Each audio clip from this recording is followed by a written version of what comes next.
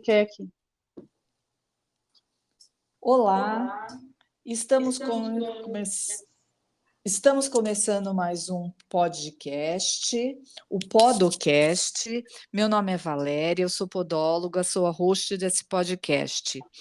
Hoje nós vamos falar novamente de um assunto que eu sou muito entusiasta, que é o autoconhecimento no nicho da análise corporal.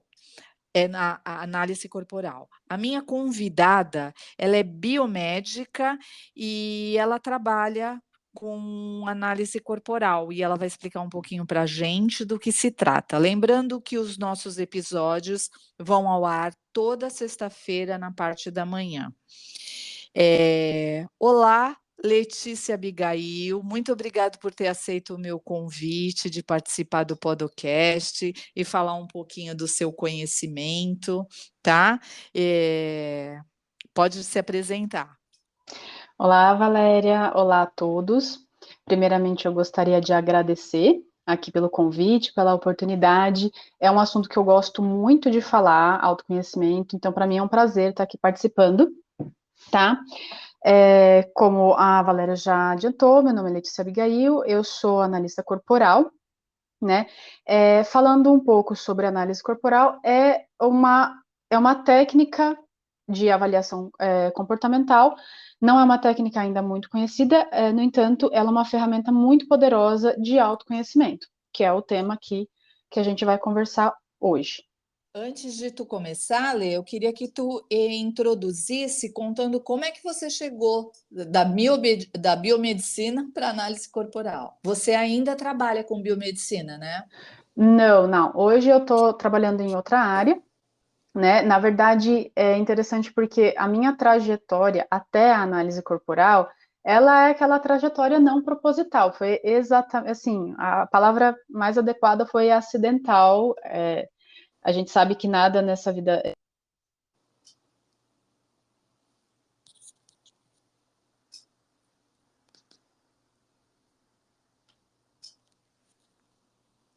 Falhou teu microfone. Microfone, ó.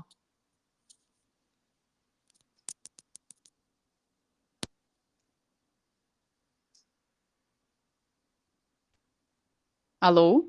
Oi, Tá me falhou que ouvindo? você. Agora sim, mas A tela não pode desligar. Eu acho que a tela do celular não pode desligar. Ela desligou, entendeu? Tá. Então eu vou manter aqui a tela ativa. Bom, a minha trajetória na análise corporal é o que eu chamaria, né, de acidental, mas eu não acredito em coincidências. Eu sou formada já na minha graduação em mais de 13 anos, acho que 15 anos. Fiz, depois da graduação, eu fiz um mestrado em oncologia, né? Então, eu sou formada pela Unifesp, que é a Universidade Federal de São Paulo. Depois, eu fiz um mestrado em oncologia no Hospital do Câncer, também em São Paulo, né? E aconteceu de eu não querer continuar nessa área acadêmica, porque a minha formação tinha uma abordagem extremamente acadêmica, e eu não me identifiquei, concluí o meu mestrado, e aí eu fui para o mundo corporativo, e lá eu fiquei vivenciando exatamente o que hoje eu percebo ser a dificuldade de objetivo, de não ter uma visão de objetivos, de não ter traçado um planejamento. Então, eu realmente entendo que hoje o caminho que eu segui foi um caminho em função da criação que eu tive, e teve, obviamente, os ganhos, eu tive. Eu, não- eu sou grata pelo caminho que eu segui, enfim, mas se eu tivesse tido uma abordagem diferente, um esclarecimento diferente, uma condição diferente, certamente eu teria seguido um caminho um pouco diferente do que eu segui.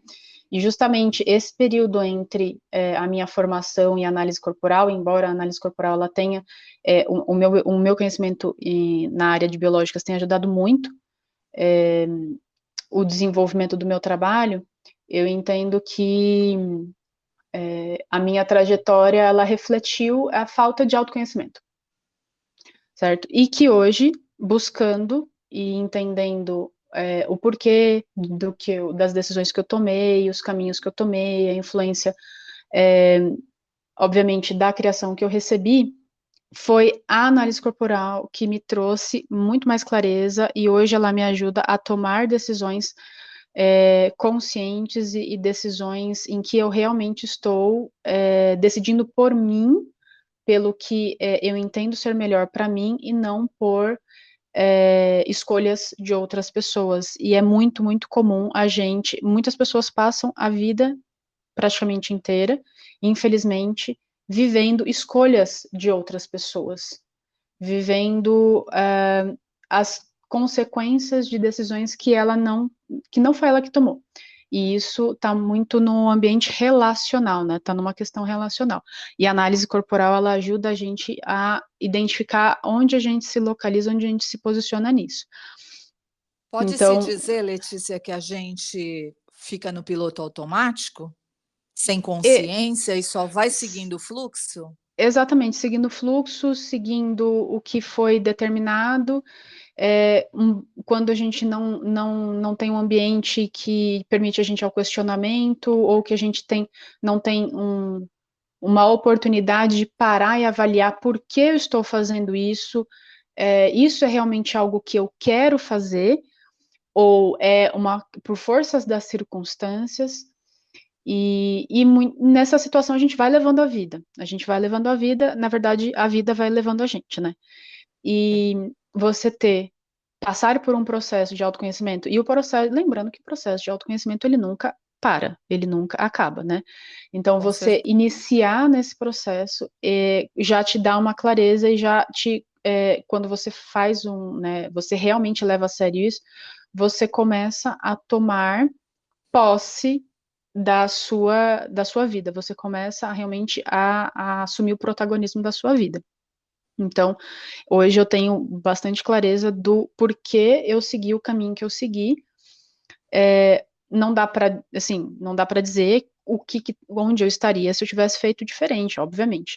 Mas hoje eu me permito simplesmente fazer as minhas escolhas com os meus critérios, com os meus motivos, e isso graças a esse caminho que eu segui na análise corporal.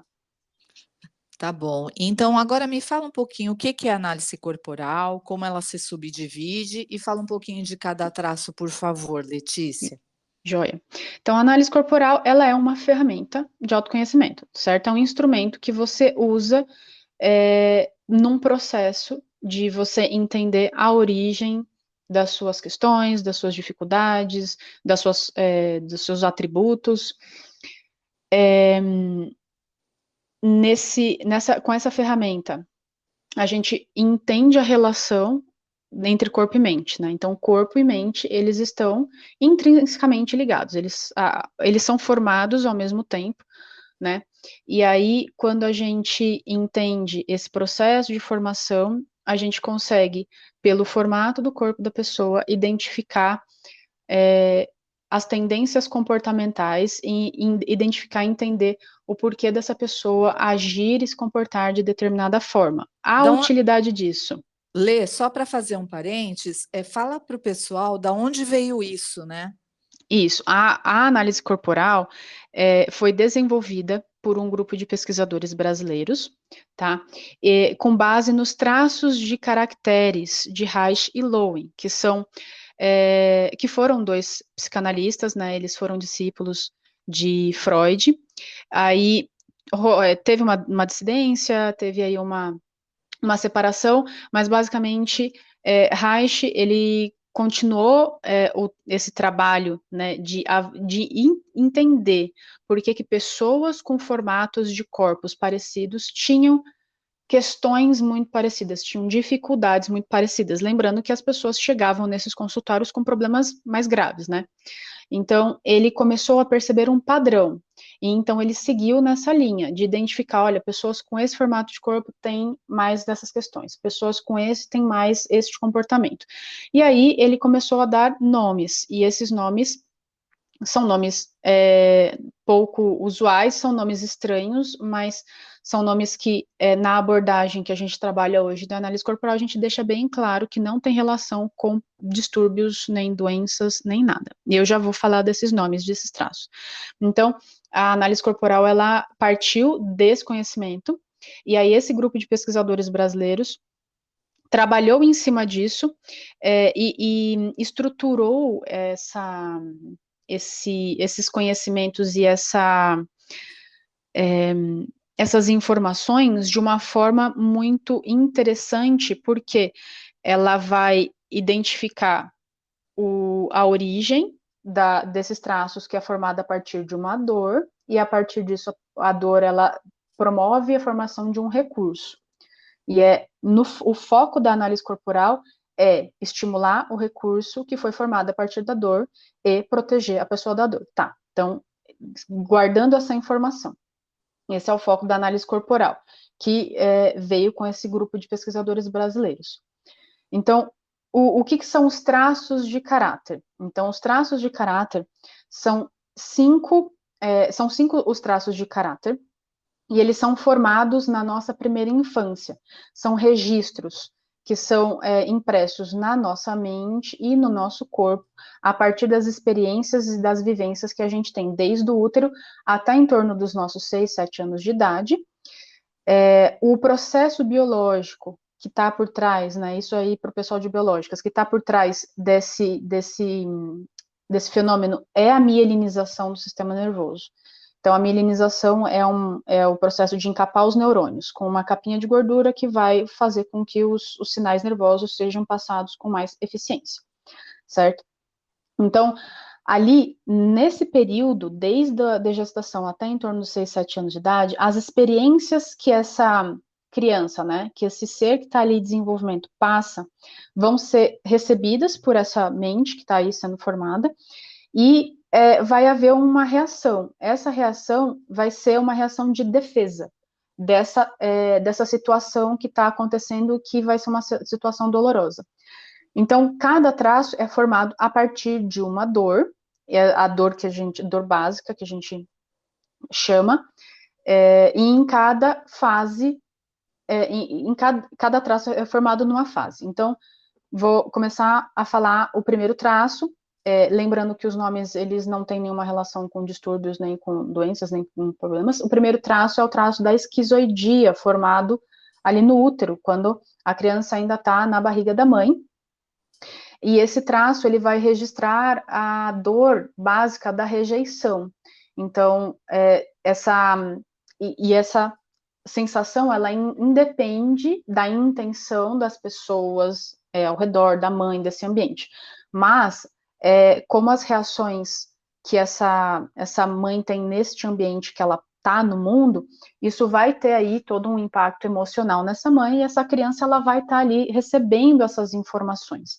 E essa informação pode ser interpretada por essa criança como uma rejeição, quando, por exemplo, você tem ou uma gravidez de risco, ou uma gravidez não planejada e que gera muita tensão, ou essa mãe está passando por dificuldades, isso vai gerar alterações fisiológicas no organismo dessa mãe que essa criança vai sentir.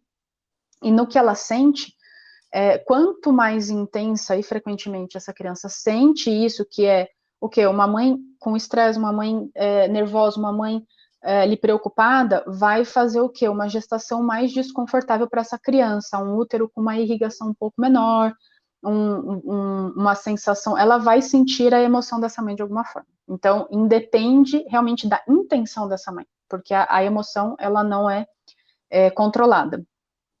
E aí, se tem essa reação, essa sensação, né, essa interpretação desse ser que está sendo desenvolvido ali é mais intenso, esse traço vai ser registrado com mais intensidade. Então, é um traço que vai trazer aí uma reação, o que é uma defesa. Se eu estou sentindo que o meu mundo, que é a barriga da minha mãe, não está legal, está ruim, eu vou para um lugar em que eu não sinta incômodo, em que eu fique.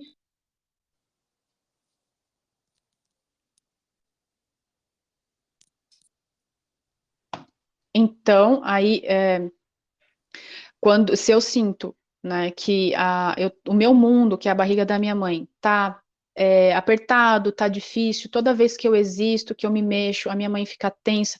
Óbvio que esse não é o raciocínio que o bebê tem, mas é uma questão de ação e reação. Se o útero fica desconfortável quando eu me mexo, então eu tenho que me mexer menos, porque eu não quero que meu mundo fique ruim. Aí como reação, esse bebezinho, ele vai desenvolver muita capacidade de entrar para esse mundo mental.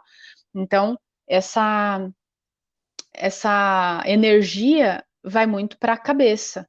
Então, aqui a gente vai ter o quê? A gente vai ter uma formação mais intensa do traço da esquizoidia, que vai ser um traço mais criativo, um traço mais lógico, um traço mais racional.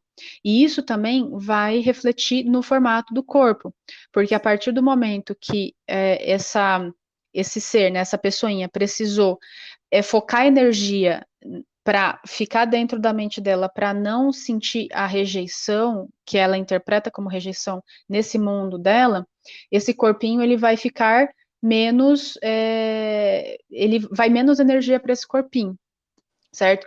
E aí a gente traz o processo da mielinização, porque enquanto a criança está no útero, a mielinização está concentrada no cérebro. Então, esse evento fisiológico vai ser muito intensificado ali na região do sistema nervoso central, e vai, entre aspas, desprivilegiar um pouco o corpinho. Então, vai ser um corpo mais franzino, vai ser um corpo mais magro, um corpo mais desengonçado, um traço, quando essa pessoa tem muito desse traço, vai ter um corpo mais ossudo, né, com as quinas expostas. Então, é o que a gente costuma olhar com uma saboneteira, aqueles ossinhos que a gente vê mais fácil, uma cabeça mais alongada. Então, tem vários sinais físicos que a gente olha e a gente entende, olha, a gestação dessa pessoa foi uma gestação mais difícil. E quando você vai investigar a história, é normalmente um caso em que era uma situação, um contexto difícil para aquela família, ou foi uma gestação de risco, enfim. Aí a gente já começa a entender. Uma pessoa mais magra, uma pessoa mais ossuda e desengonçada, você olha, você já entende que é uma pessoa mais criativa, mais racional, é uma pessoa que gosta menos de contato físico, e aí a gente começa a entender as diferenças e para de achar que as pessoas são nojentas, do tipo, nossa, fulano não gosta que encoste. É realmente uma questão dela, porque o contato físico traz um desconforto que remete ao desconforto emocional que ela sentia no útero da mãe, porque ela interpretava o contato e o útero, né, o útero um pouco mais apertado, ela interpretava como uma rejeição. E isso é uma coisa que fica registrada e a pessoa carrega para o resto da vida, certo? E aí essa criança desenvolve, né, na gestação e ela nasce. Então, no primeiro ano, aí o traço da esquizoidia, a parte principal dele ele já foi formado, já foi registrado. Aí vem então a formação do traço da oralidade.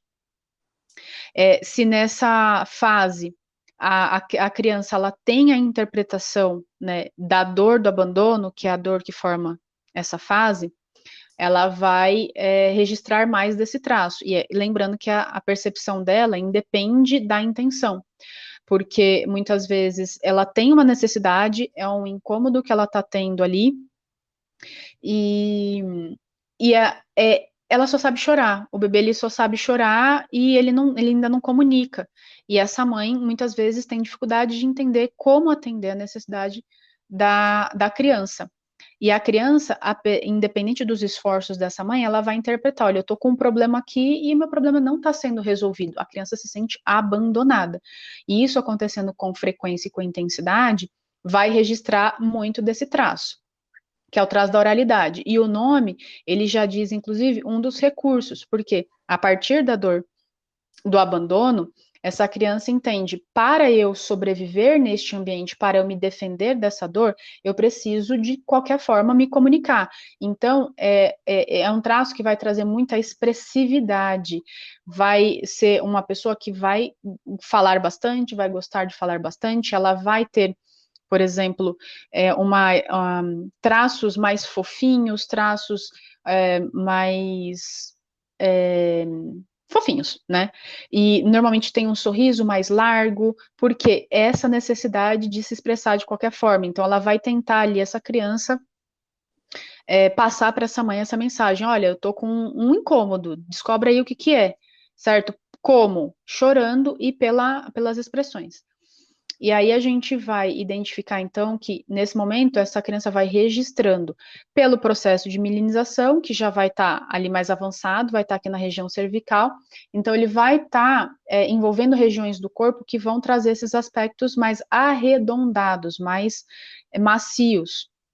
Então, a gente vai observar muita oralidade nas pessoas que são mais fofinhas, nas pessoas que são mais arredondadas, que têm um sorriso mais largo, que tem um olhinho que fecha quando sorri, porque é aquele olhinho que conecta. Então, é essa conexão que essa pessoa vai ter, o recurso que ela tem preciso me comunicar para sobreviver, para evitar sentir a dor do abandono. Então, a gente também identifica por essas características físicas. E aqui eu estou trazendo só algumas a título de exemplo, para não ficar muito extenso. Esse é o segundo traço formado. O terceiro traço é o traço da psicopatia, que não tem relação com nenhum distúrbio, não é o doido do filme. Esse traço ele vai ser formado ali entre um ano de vida, 2 anos e meio, quando a criança ela começa ali a engatinhar e ela já começa a mexer os bracinhos, mas a perninha ela ainda não tem muito domínio, ela só engatinha, mas quando ela quer alguma coisa, ela já começa a mexer o bracinho, então ela já entende que para ela conseguir alguma coisa, ela precisa que alguém dê para ela, então ela já começa a movimentar isso, entender como fazer com que ela consiga o que ela quer, certo? Que se eu quero alguma coisa, eu preciso que alguém me dê. Eu quero ir pro colo da titia, eu vou primeiro pro colo da minha avó e depois eu vou pro colo da titia.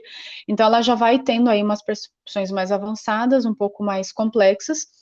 E nessa fase é a fase em que ela sente a dor da manipulação, porque é a fase do que a criança está fazendo gracinha e aí as pessoas, ai, que gracinha, faz barulhinho, faz uma gracinha. E a criança às vezes ela não está querendo muito fazer, ela embirra, ela enfim, ela não tá ali naquele mood de fazer aquela gracinha e deixa uma criança de lado. Então ela começa a se sentir usada, porque se eu faço o que querem que eu faça, eu recebo alguma coisa, se eu não faço, eu não recebo. Então ela começa a criar a percepção das relações de interesse. Então, nessa fase, a dor de se sentir manipulado vai fazer com que essa criança desenvolva aspectos físicos e mentais. E dentre os aspectos mentais é essa associação das intenções. Então, vai ser uma pessoa que vai ser muito atenta às intenções das pessoas e vai ser uma pessoa mais atenta para as negociações. Então, vai ser uma pessoa mais negociadora, porque se eu quero isso, eu tenho que te dar isso. Se você quer isso, eu te dou isso. É um traço mais racional. E fisicamente, você vai ver o que a gente chama de aspectos triangulares no corpo, que são ombros mais largos que o quadril, que é um rosto que afunila aqui na ponta, que faz aquele queixo pontudo, é um olhar muito avaliador, um olhar penetrante, tem características na forma como a pessoa se posiciona em pé, você observa se ela inclina para frente, se ela para de uma determinada forma, assim, com a base mais aberta. Então, essas características a gente observa e identifica a presença desse traço, né? E também sabe como que isso se reflete no comportamento da pessoa. O quarto traço é o traço do masoquismo, que não tem relação com o distúrbio. É o traço formado ali dos 2 anos e meio, mais ou menos até os 3 anos e meio, quando a criança está passando pela fase do desfraude, e nessa fase é muito comum a criança, ela sentir as expectativas do ambiente, sentir as cobranças do ambiente, especialmente pela fase que ela está passando, né, que é uma fase em que os pais, né, estão ansiosos para a criança desfraudar. Então, dependendo de como ela interpreta isso como uma cobrança, como ela interpreta isso como um julgamento dela ter conseguido segurar ou não, expectativa, ela vai ter uma reação que é de realmente tentar controlar algo que ela ainda não consegue, que são os esfíncteres, que é o esfíncter anal, ela ainda não consegue controlar o xixi e o cocô. Nessa fase, ela sente o quê? A dor de se sentir humilhada por algo que ela não tem controle, ela está sendo cobrada por algo que ela ainda não tem controle. A partir dessa dor, ela vai desenvolver recursos, que é o recurso, então, de controlar, de ser meticuloso, de observar, ser muito observador, observar muitos detalhes, ser mais lento e consistente, certo? Para o quê? Para conseguir ter um controle ali e atender essa expectativa, certo? E no corpo a gente vai ver o quê? Um formato mais denso, uma musculatura densa, sabe aquela pessoa forte, mas que não tem delineamento? Então vai ser um rosto mais quadrado, vai ter aspectos mais quadrados no corpo, um rosto mais quadrado, um maxilar muito duro, tenso, um semblante mais fechado. São características que a gente olha, a pessoa em pé parece que ela tem raízes no chão, então vai muito também da sensação, e a gente observa e fala, se a pessoa tem bastante desse traço, ela é uma pessoa consistente, mais organizada, ela gosta de processos, porque ela precisa de ter esse controle, certo? Então, esse é o quarto traço formado. O quinto traço formado já é ali dos 3 anos e meio em diante, até em torno dos 6, 7 anos, que é o traço formado no momento em que a criança está iniciando o desenvolvimento da sexualidade, tá? Ela está iniciando, quer dizer que ela está começando a ter ali a mielinização já chegou ali na região próxima dos órgãos genitais, então essa mielinização começa a trazer controle e sensibilidade para essa região, e aí a gente também começa na sequência a ver o início das alterações hormonais. Esse contexto vai fazer com que a criança, é uma fase que a criança está começando a enxergar o mundo em pares, a mamãe com o papai, o vovô com a vovó, o tio com a titia, enfim, ela começa a identificar que existem dois grandes grupos, e ela, na inocência da criança, ela quer ter o par dela. O menino vai eleger a mãe e a menina vai eleger o pai. E essa é uma simplificação, obviamente que a gente faz as devidas considerações em cada contexto, mas esse é o grande desenho. E nesse momento, a criança, ela, depois de fazer essa eleição, escolher o pai ou a mãe, ela vai se sentir trocada. Por quê? Porque ela não fica com o pai, né? Ela não fica, o menino não fica com a mãe, ela se sente trocada porque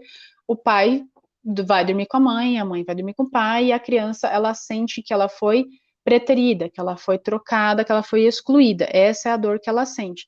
E a partir dessa dor, ela entende que para sobreviver, ela precisa desenvolver recurso, ela precisa se defender de alguma forma. E como? Ela vai trazer mais competitividade, mais uma tendência maior ao perfeccionismo, ao detalhe, a uma agilidade, porque para você competir, você tem que ser bom e rápido, porque a competição envolve velocidade também.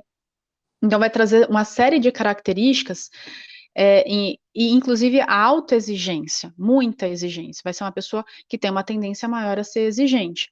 E no corpo, o que a gente vai ver são características que vão favorecer justamente essa necessidade, que é a necessidade de vencer, a necessidade de ser a melhor opção.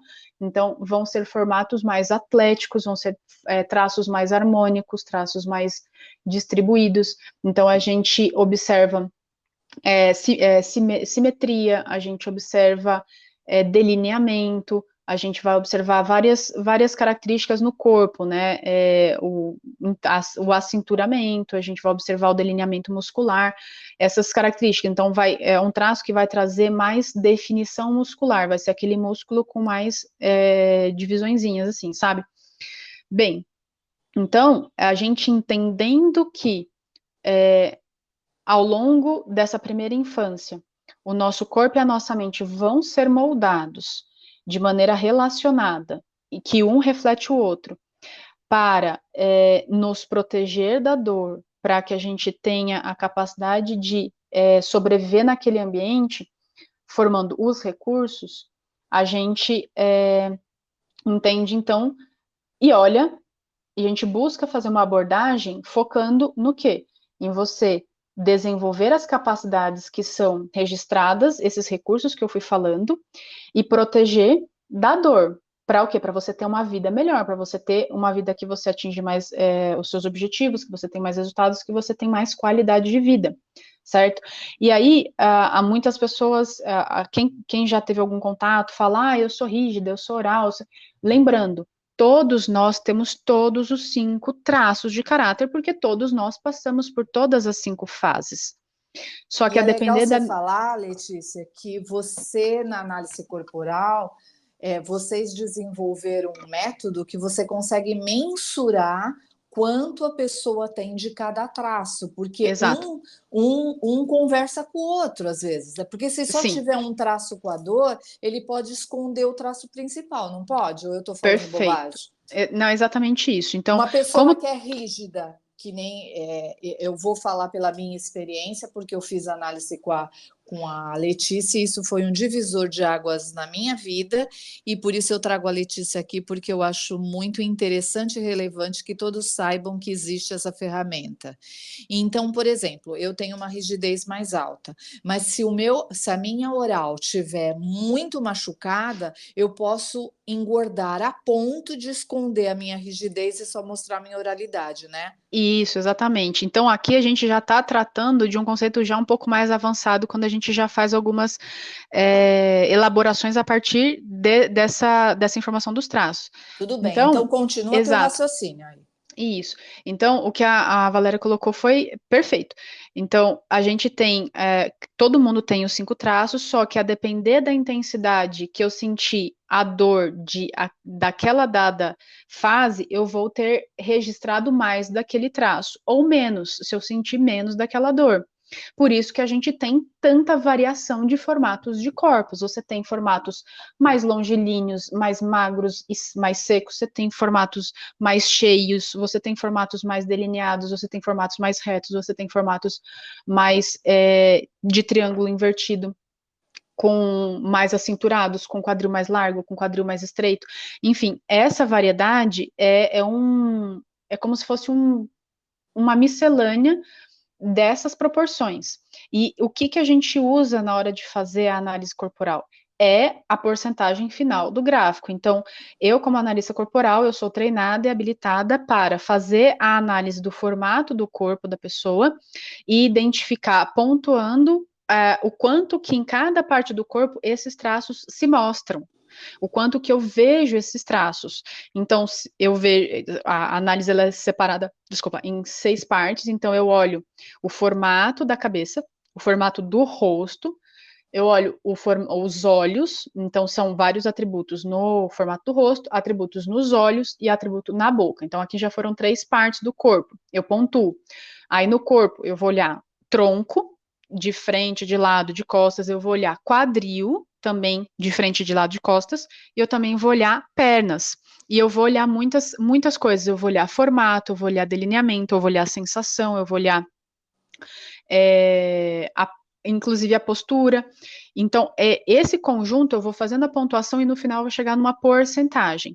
E essa é a porcentagem que a gente usa para entender se a pessoa tem picos, porque a pessoa ela pode ter picos. Por exemplo, a Valéria ela tem pico de rigidez, é o traço maior que ela tem. Mas, às vezes acontece da pessoa não ter picos relevantes, ela tem o que? Os traços distribuídos, é o que a gente fala de uma pessoa distribuída. Por quê? Ela vai ter uma quantidade próxima, aproximada ali em torno dos 20, que varia entre os 17 e os 23, de todos os traços. Então, essa pessoa significa o quê? Que ela experienciou, que ela interpretou de maneira semelhante todas as dores, ela vivenciou todas as dores. Então, ela vai ser uma pessoa que vai ser uma pessoa que vai ter mais conflitos, porque ela vai vivenciar sempre todas as dores. Só que se ela, ao passo que ela tem a mesma proporção de todas as dores, ela também vai ter a mesma proporção de todos os recursos.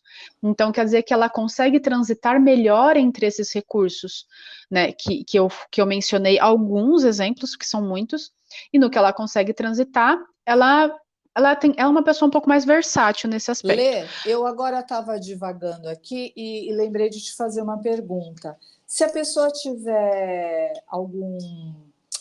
fez plástica ou fez algum procedimento facial, isso interfere na tua leitura?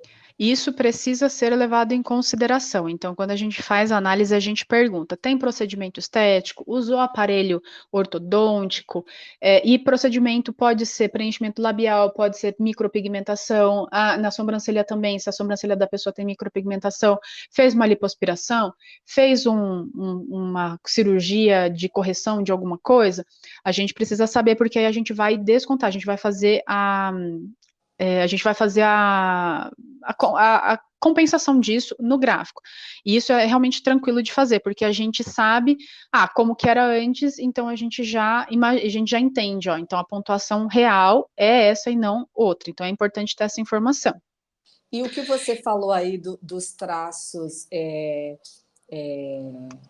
mais ou menos semelhantes e que transitou por todas as dores de uma forma mais tranquila e vai ter habilidades até melhores para lidar com várias coisas, essas pessoas são mais difíceis de a olho nu, que nem eu, uma pessoa leiga, que tenho um conhecimento raso sobre a ferramenta, mas que já às vezes eu bato o olho numa pessoa e já consigo identificar qual é o primeiro traço dela. Mas numa pessoa assim eu acho que eu não ia conseguir. Isso, uma pessoa distribuída já é um pouco mais desafiador, porque você olha, você vê um pouco de todos os traços, então normalmente você já sabe, essa pessoa ela tem distribuído. Mas a gente tem que tomar muito cuidado, porque o fato dela ter traços distribuídos não quer dizer que ela teve a percepção amena de todas as dores. Pode ser que ela teve uma Ao percepção contrário, intensa de todas as dores, só entendi. que todas as dores ela sentiu intensamente. Então, tudo tem que olhar para a história da pessoa também, porque a gente faz uma análise conjunta dos traços com a história lá da infância da pessoa e com o ambiente que ela está hoje. Tá? E aí, realmente, para uma pessoa leiga é mais desafiador. Para uma pessoa, uma pessoa que é leiga, mas ela sabe, olha, o rígido tem mais isso, o esquizoide tem mais isso, tal, é um pouco mais fácil, porque você bate ali, você fala assim, nossa, uma pessoa muito magra, mais seca e desengonçada, você já tem bastante esquizoidia. Nossa, Sim. pessoa super atlética. Então, Hollywood, os esportistas, assim, tá cheio de gente com uma rigidez altíssima. Por quê? Porque para você estar nesses ambientes, você tem que ter muita competitividade e você também tem que ter um gosto muito grande por estar sempre superando desafios, que é uma característica do trás da rigidez. Mas vai ter outros esportes, por exemplo, que vão ser muito mais favoráveis para quem tem um masoquismo mais alto, que é aqueles esportes de peso, de resistência, que é aqueles esportes que você tem que ter muita densidade, né? Só para citar exemplos. Então, sim, quando a gente avalia um gráfico mais distribuído, a gente percebe uma pessoa que vai, inclusive, enfrentar mais conflitos, porque uma hora ela quer ficar no canto dela, outra hora ela quer aparecer, mas quando ela aparece ela se sente desconfortável, e quando ela fica mais reclusa, ela também fica incomodada, e aí a gente trazendo essa visão para ela, ela entende, então esses ambientes, em tais ambientes, eu vou, entre aspas, alimentar, e eu vou exercitar os meus traços que gostam de aparecer, e naquele ambiente eu vou usar mais aquele outro. E aí a pessoa vai sabendo fazer o balanço disso, ela vai sabendo como que eu vou me expor no ambiente sem eu machucar os meus traços que querem ficar ali menos expostos, e nesse ambiente em que eu vou ficar mais na minha, calado, mais recluso, como que eu atendo também e protejo aquele traço que quer mais competitividade, quer aparecer mais. Então, na análise corporal, a gente dá esses direcionamentos e é interessante que, conforme você vai falando, a pessoa ela já começa a lembrar, nossa, então por isso que em tal situação aconteceu isso, por isso que nessas situações sempre acontece isso comigo. Exatamente. E quando você começa a entender como manejar isso e equilibrar, você tem mais domínio. É o momento do autoconhecimento que te traz autocontrole. E ao passo que isso também vai te trazer autorresponsabilidade, porque aí você entende, poxa, eu tive essa reação porque eu tenho um traço aqui e doeu tal coisa que alguém falou. Mas eu sou responsável pela reação que eu tenho. Eu sou responsável, inclusive, porque eu posso escolher a reação que eu vou ter. Só que para isso você tem que ter o quê? O autoconhecimento e exercitar o autodomínio. Então você consegue assumir realmente as rédeas da sua vida e controlar, por exemplo, ou a reatividade excessiva, né, quando aquelas pessoas mais agressivas, mais reativas, ou pelo contrário, aquelas pessoas que não reagem, aquelas pessoas que calam, porque isso também está muito associado com os traços. E aí a pessoa entende, poxa, eu calar, eu me anular, eu ficar, eu não reagir, tem um preço emocional para mim. O que eu posso fazer? Como que eu posso lidar com os meus traços e como é que eu posso organizar ali a comunicação entre os meus traços para eu reagir melhor nessa situação e eu me posicionar e eu não me deixar ser conduzida, por exemplo. Então, o que você falou, existe os nossos traços, eles se conversam. A gente gosta muito de usar o exemplo do filme Divertidamente, porque, inclusive, os bonequinhos, eles trazem características muito adequadas para a gente falar dos traços. Então, tem o bonequinho, o medo, ele representa muitas características físicas e emocionais da esquizoidia. A tristeza representa muito a oralidade. O, a alegria, que é a que comanda ali todo o movimento dos bonequinhos, ela representa a psicopatia. Por quê? Porque ela é quem conduz, ela é negociadora, e ela conversa com todo mundo, e ela fala, fulano, você faz isso, Beltrano, você faz aquilo. Então, esse é o traço que representa muito bem a psicopatia. O, o raiva, né, que é aquele vermelhinho, quadradinho, ele representa muito o traço do masoquista, porque ele é um traço que explode mais, ele guarda até explodir. Ele vai guardando, calando, ele vai aguentando até que ele explode. Então, representa bem. E o nojinho, a nojinho, ela representa bem o traço da rigidez, porque é aquele traço mais exigente, aquele traço que tem as curvas mais acentuadas no corpo, e é um traço competitivo, é um traço que quer brilhar. Então, esse filme é muito interessante, e ele traz o quê? Ele traz o quê? Uma cúpula, ele traz uma mesa de negociação, então todos os traços interagem, e quando você tem o conhecimento de quais são os seus traços e em que proporção você tem, você já sabe, olha, esse eu tenho menos, mas ele contribui, então eu tenho que proteger, mas eu não posso exigir muito dos recursos desse traço que eu tenho 5%. Já esse traço que eu tenho 30, 35%, eu já posso explorar muito mais, mas eu tenho que ter atenção, porque ele está mais suscetível à dor. Então, eu vou buscar proteger esse traço. Como que a gente protege? Observando os ambientes em que a gente vive, observando os relacionamentos que a gente mantém, e se responsabilizando também por atuar nesses ambientes e nesses relacionamentos dentro do nosso limite, dentro da nossa possibilidade, respeitando os limites dos outros, respeitando a realidade daquela situação e entendendo, olha, esse ambiente para mim hoje é necessário por conta de algum objetivo que eu tenho. Então, eu vou buscar atuar nele para torná-lo o melhor possível para essas minhas relações. Ou eu identificar, olha, eu percebi que esse ambiente não é legal para mim, esse trabalho não é legal para mim, ele não tem, realmente, eu não estou desenvolvendo meu potencial e eu vejo que eu escolhi ele por uma série de circunstâncias e que hoje não faz mais sentido para mim. Eu me mudo desse ambiente, eu busco outro trabalho, eu busco outra ocupação, eu busco outra forma, um relacionamento familiar às vezes. A gente entende, poxa, tem uma interação ali que não está me fazendo bem. Então, o que você faz? Você coloca limites.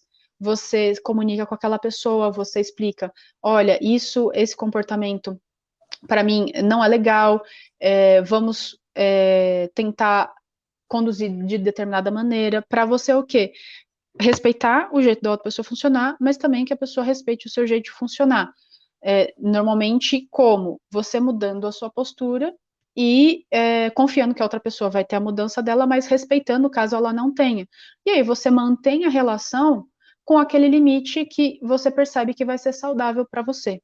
E aqui eu dei esses dois exemplos de como você usa o conhecimento que você tem na análise corporal para você melhorar a sua vida, para você buscar os seus objetivos e entender o que você quer, porque o que você quer é um objetivo, né? E aí você olha para aquilo e fala assim, tá, para eu chegar ali, o que eu preciso?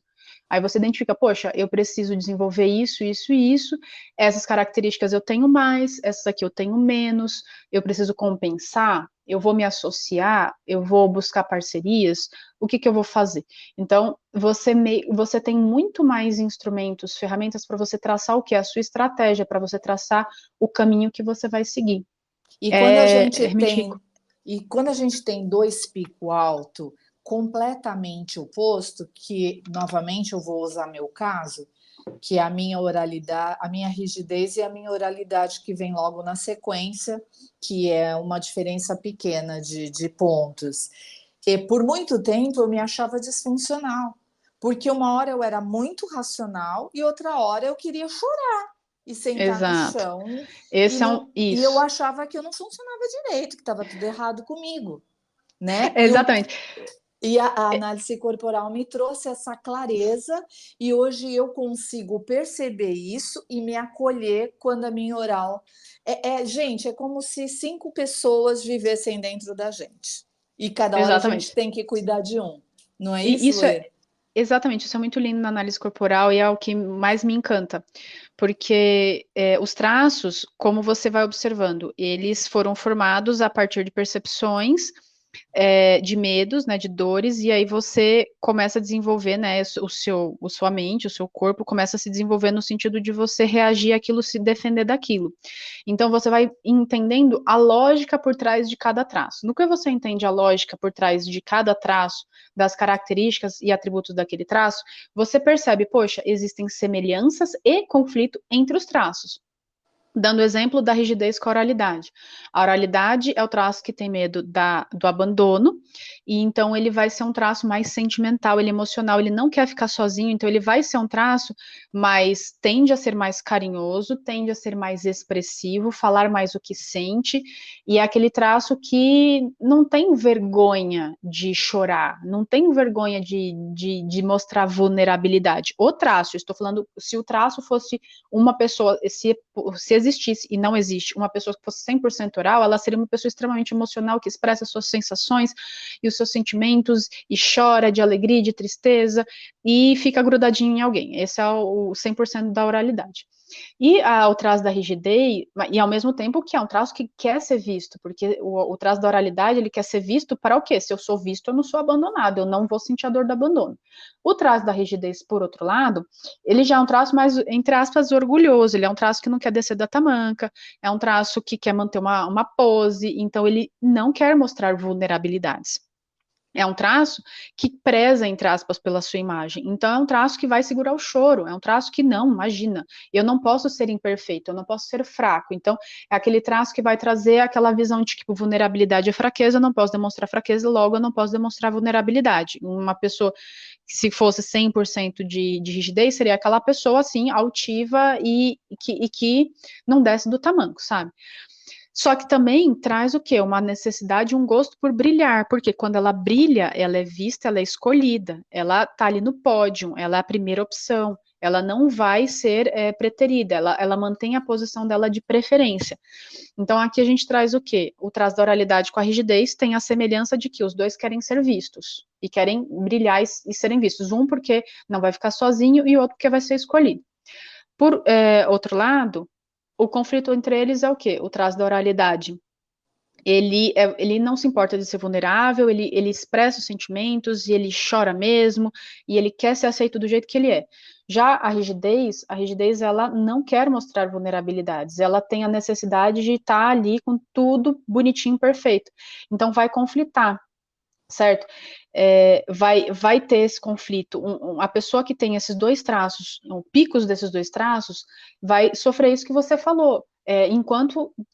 Vai ter uma maior tendência a sofrer isso, enquanto não tem essa consciência e o domínio dessas informações e conhecimentos, ela vai oscilar entre chorar e ir lá se esconder para chorar porque ninguém pode ver, e aí ela se irrita porque ela foi criticada e porque ela se sentiu trocada, ela se esconde, vai no banheiro chorar e ela chora e se acaba de chorar, mas dali a pouco ela já tem que estar com tudo em cima, com tudo sob controle e não quer transparecer nenhum problema, e ela vive esse conflito, porque por fora ela tá todo mundo achando que tá tudo bem e por dentro ela tá em frangalhos, É isso sabe? mesmo. E ela vai viver essa oscilação, porque aí, lembrando, semelhanças e conflitos são dois traços intensos. Então, vai ser uma pessoa que é 880. Então, uma hora ela tá muito bem, outra hora ela tá muito mal, sabe? Porque vai juntar essas características dos dois traços. E é essa hora que a gente tem que tomar cuidado. Porque se eu cuido só de um traço, eu posso estar descuidando do outro.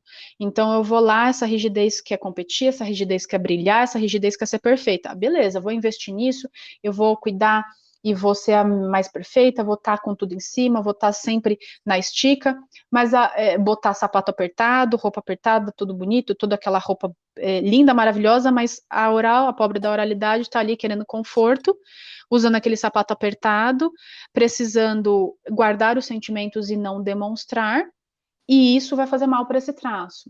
Se você for para o outro lado, minha oralidade quer ser acolhida, então eu vou falar dos meus sentimentos, eu vou me abrir e eu vou comer as coisas que eu gosto, porque eu tô sentindo vontade para preencher aquele vazio que dá no dor, porque o traço oral é o traço que sente uma dor, porque parece um buraco no peito que nunca preenche.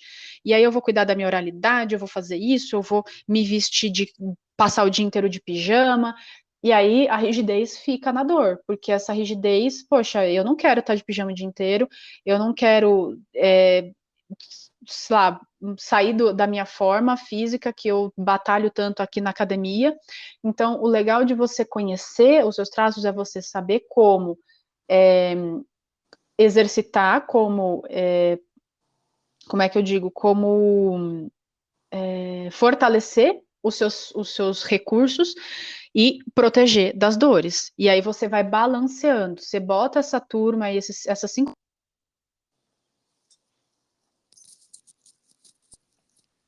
Você bota essas 5 pessoinhas que tem dentro da sua cabeça para negociar, para conversar e falar assim, ó, agora eu preciso da rigidez porque eu vou ali apresentar um trabalho e eu preciso sair tudo muito bom. Então você bota que ali a sua rigidez vai estar na postura adequada, vai comunicar, e aí você traz oralidade para conectar com as pessoas, para você olhar para as pessoas e saber entender o que elas estão sentindo, porque a oralidade tem muito essa capacidade. Então, você está unindo os dois traços ali em prol de um objetivo. Quando você chega em casa, putz, nossa, eu tô super cansada. Aí você vai o quê? Vou tomar um banho gostoso, vou relaxar, vou comer alguma coisinha gostosa. Você tá o quê? Você está se nutrindo, você está realmente cuidando por autoconhecimento, por entender como você funciona, ao invés de chegar em casa e falar assim, não, aqui eu também tenho que estar tudo perfeito e eu vou. Às vezes você pode relaxar um pouquinho, sabe? Relaxa, descansa. Não, eu tenho que estar sempre executando? Sempre executando? Não, porque eu tenho muitas obrigações. Por que você tem tantas obrigações? Então, a gente também questiona muito, a gente também provoca muito a pessoa. Por que você tem tantas obrigações? Por que você carrega tanto peso? Por que você não pode parar? Né? Por que você se envolveu em uma necessidade de não poder parar? E aí a gente ajuda a pessoa nesses questionamentos para que ela entenda como, inclusive, aplicar isso na vida dela para abrir mão dos pesos que não são dela, das responsabilidades que não são dela, e a gente traz muito peso, muita responsabilidade que não é da gente, a gente traz muita cobrança lá de trás que não faz sentido a gente carregar, mas que por hábito e por tradição e porque sempre foi assim e porque foi assim que eu aprendi, a gente continua trazendo. E para mim foi fundamental. Hoje eu consigo, tenho os outros traços, lógico, o que eu tenho menos é o masoquismo, e, e eu entendi que quando eu consigo compensar minha oral, entendeu? Eu me Sim, atribuo de 1 milhão de coisas, tá? E fico feliz de conseguir cumprir, mas quando eu tô cansada, eu acolho a minha oral. Hoje eu não vou fazer nada, eu vou passear no shopping e tomar um café sozinha. Eu vou caminhar na praia, eu vou passar um esfoliante no corpo para me dar essa sensação de autocuidado. E também, perfeito. e como eu também tenho uma esquizoidia alta, tem vezes que eu quero ficar sozinha, acompanhada dos meus livros, ouvindo música, alheia de tudo. Entendeu? E E quando eu vou caminhar na perfeito. praia, Lê, eu alimento a minha oral e meu esquizoide, porque ali, ó, eu vou embora, eu vou passear e fico Exatamente. lá no outro mundo. Exatamente. E você também vai tá fazendo um exercício físico, a sua rigidez Com gosta. Então certeza. você põe ali uma roupa que você se sente bonita. Então, existem situações que você consegue ali equilibrar e agradar os seus traços quase todos de uma vez. E existem situações que você agrada um e não machuca o outro. Então, Sim. é essa habilidade que a gente vai adquirindo, e isso daí é uma coisa. E não é É uma. fácil, eu já aviso de Não, antemão. Não é fácil, é muito difícil. Porque na hora que você faz uma análise corporal, e a Lê pode até falar melhor disso do que eu, que a experiência dela é muito maior, você tem que bater de frente com os teus monstros, né? Você tem que perfeito. enxergar aquilo. Para você poder cuidar daquilo, você tem que aceitar que aquilo existe e Exato. que está te fazendo mal. É aquilo que a gente fala, não é ignorando um sentimento, não é ignorando uma dor que ela vai passar, muito pelo contrário. Eu costumo usar a seguinte analogia: você foi lá e cortou o pé.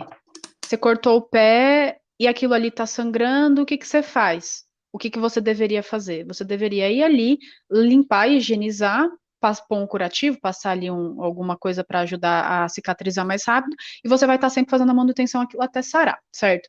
Mas não, o que que a gente aprende, o que que a gente é conduzido desde muito comum isso para todo mundo. Bom, cortei meu pé, o que que eu vou fazer? Eu vou enfaixar. Ah, eu vou enfaixar e eu não vou olhar para aquilo ali, não. Não vou olhar para aquilo ali, não. Não, porque existem pessoas com problemas maiores. Não, porque olha só a sua tia que está passando por um problema. Não, olha, isso daí, não, isso daí. Ah, não, caiu, mas. Não, ó, vai passar, vai passar. Não, não se preocupa com isso. Aí o que que acontece com aquele machucado? Ele infecciona. Você não É, cuidou dele, entendeu? Então, se você tem uma farpinha que entrou ali, cara, assim, você tem que, aquilo vai inflamar, você tem que tirar, sabe?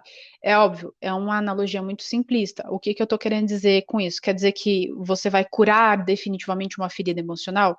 É um processo muito longo, que pode levar a vida inteira. O fato é, não olhar não vai resolver. Não olhar ou se ocupar com os problemas dos outros não vai resolver as suas dores.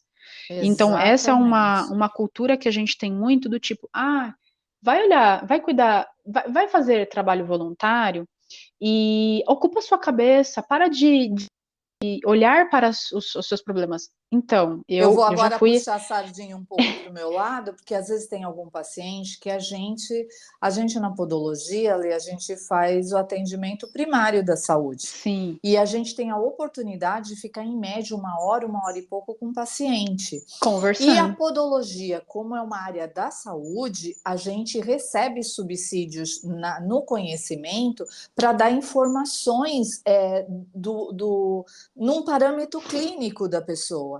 Então, ali a gente analisando aquela pele, aquele pé, aquele edemaciamento, aquele inchaço, aquela vermelhidão, aquela temperatura, a gente pode falar para o paciente: olha, o senhor precisa procurar um angiologista, o senhor precisa procurar um cirurgia vascular.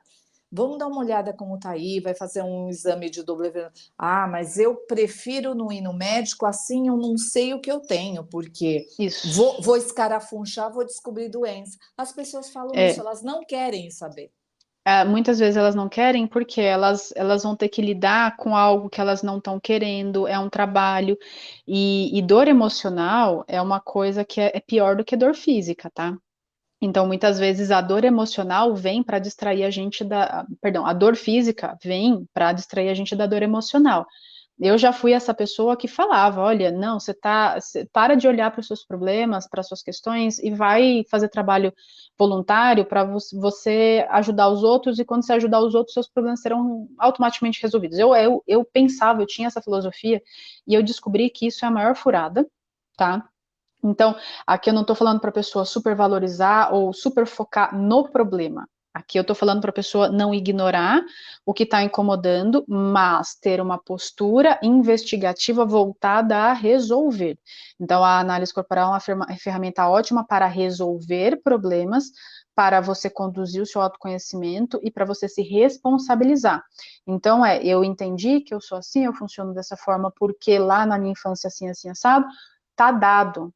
O que eu vou fazer com isso? Vou, a partir de agora, tomar as rédeas na minha vida e vou decidir por mim, vou escolher por mim, eu vou fazer por mim, vou cuidar de mim. Então, é muito importante se priorizar. Então, uma coisa que a gente fala muito na análise corporal, e é uma coisa que ainda acaba sendo não difundido na nossa sociedade, por conta de mentalidade e cultura, é a coisa de se priorizar. As pessoas acham que se priorizar é ruim, porque você É vai estar sendo egoísmo, né? egoísta e É. individualista, mas se você não conhece a si, se você não se cuida, se você não sabe as suas necessidades, não se entende e não tem o amor próprio, o que você vai conseguir dar para o outro? Como que você vai ser útil e realmente contribuir? Quanto mais você entende sobre si e se respeita e se cuida, mais você realmente é capaz de contribuir para a sociedade, certo? Porque, inclusive, você vai contribuir de maneira mais saudável. Enquanto que se eu tô ali ignorando as minhas dores, aí eu tô com dor aqui, eu tô com dor ali, dor física, dor emocional, porque em casa o relacionamento tá ruim, com a minha mãe, com meus pais, com o meu marido, com os meus filhos, é todo mundo em pé de guerra, no meu trabalho é um inferno, aquela situação horrorosa, e aí começam a surgir as doenças, eu tô vivendo, mas eu tô ali indo e ajudando, eu sou a pessoa que resolve o problema de todo mundo, ou eu sou a pessoa que tá sempre disponível para todo mundo, mas não consigo olhar para mim. Eu não consigo olhar para o que me machuca. Eu não consigo olhar para o que dói e eu não consigo, inclusive, desenvolver os meus potenciais. Então, eu tô Sim. ali não me priorizando. E a priorização é uma coisa, se priorizar é uma coisa que a gente toca muito, que a gente aborda muito na análise corporal.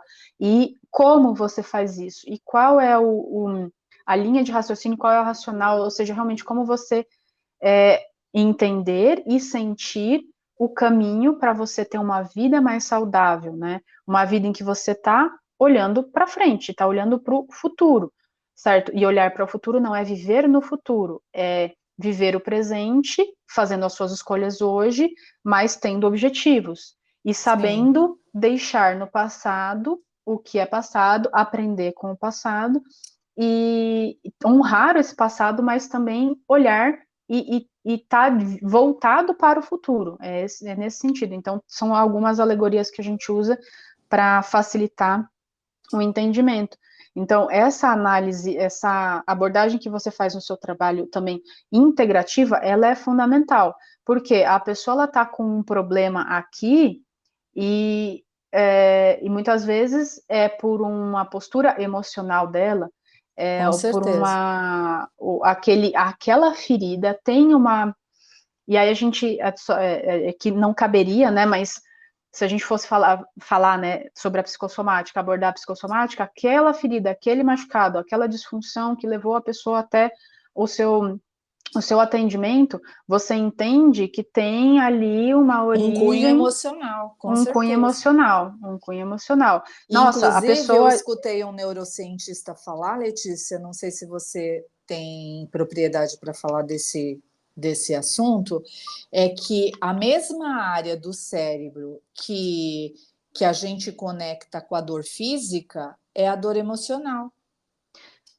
eu não teria propriedade para falar especificamente sobre isso, mas o que a gente sabe por experiência e por observação, que a dor emocional é maior do que a dor física. A dor emocional, ela é, para nossa mente, ela é muito mais perigosa e muito mais dolorosa do que a dor física. Então, muitas vezes a gente se coloca numa situação para ter uma dor física, porque quando aquela dor física vem, eu não, eu desvio a minha atenção da dor emocional.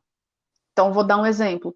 Uma pessoa que está numa fase difícil da vida dela, enfim, e ela faz muitos exercícios, ela gosta muito de ir para academia ou fazer exercícios pesados. E ela está sempre falando: eu estou com dor, por causa do exercício. Toda vez ela está com dor. Será que ela não faz exercícios pesados e está sempre com dor? Porque aí, quando ela sente essa dor, ela não olha para a dor emocional? Ou uma pessoa que se machuca, que sofre um acidente, ou que tem algum problema realmente, que faz ela estar sempre com aquela dor.